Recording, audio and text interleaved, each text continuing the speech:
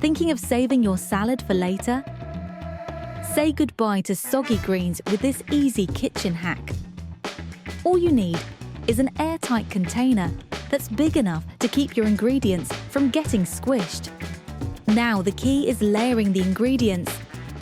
Start with your dressing, right at the bottom. Don't forget a pinch of salt and pepper for flavor. Next up, add the cooked protein ingredients: chicken, tofu, steak, you name it. Now layer on the hard veggies like peppers or cucumbers.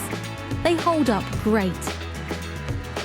Follow this with the more soft veggies such as tomato slices.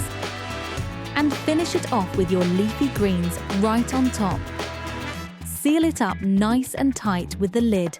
Pop it in the fridge and it will stay fresh for up to 2 days. When you're ready to eat it, flip it upside down to let the dressing coat everything beautifully and give it a good shake. Fresh, crisp and never soggy. Now that is a salad win.